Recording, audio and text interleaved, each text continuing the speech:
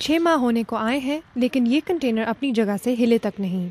गुज़िश्ता नवंबर तक पाकिस्तान के ज़मीनी रास्ते से नेटो को रसद की फरहमी एक फलता फूलता कारोबार था, लेकिन इस रसद की बंदिश ने बहुत से पाकिस्तानियों को माली मुश्किल में डाल दिया है।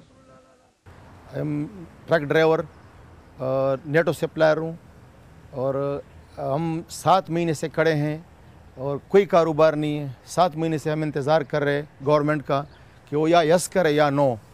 अब देखना है कि हुकूमत अगर यस करे तो हम सप्लाई शुरू कर देंगे, ना करे तो फिर भी सही है, हम अपने रास्ते हमारे अलग हो जाएंगे। मेरे खानदार, मेरी एक बीवी है, 11 बच्चे हैं। यकीन करो इस वक्त बहुत बुरा हाल है। न बच्चों को भी स्कूल से निकाल दिया, फीस का पैसा नहीं दे सकता, ठीक है। और एक बच्चा है, उसको मैंने लाया, वो उधर तालीम हासिल FM में पढ़ रहा था, उसको भी मैंने वहाँ से निकाला कि फ़ीस पूरा नहीं कर सकता मजदूरी के लिए। अब वहाँ वो दिहाड़ी लगा रहे। नेटो को रसद की फरामी रुकने के बाद साबिर की ज़िंदगी भी बदल गई है।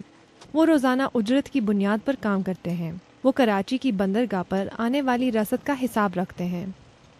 मैं पोर्ट पे टेली किलर का काम करता हूँ और ज़्यादातर मुझे जो है नेटो सप्लाई के जहाज़ों पे काम मिलता था, और जब से नेटो सप्लाई बंद हुई है फाइनेंशियली परेशानी आ गई है और इनके लिए अपने घर के अखराजात को पूरा करना मुश्किल हो गया है। पहले हम 2 कमरे के मकान में रहते थे, लेकिन अब ये कि 1 कमरे के मकान में आ गए हम। गैस का बिल, सुई गैस का बिल, 1400 रुपये और बहुत सारे अखराजात बीच में आ जाती हैं। बच्चों की बीमारी भी आ जाती है, कुछ ना कुछ थोड़े बहुत ऊपर नीचे हो जाता है। फिर बच्चों की ज़रूरत भी देखनी पड़ती है, मद्देनज़र रखनी पड़ती है। थोड़ी फरमाइशें भी होती हैं उनकी, और इन सब में कंट्रोल करना पड़ा काफ़ी।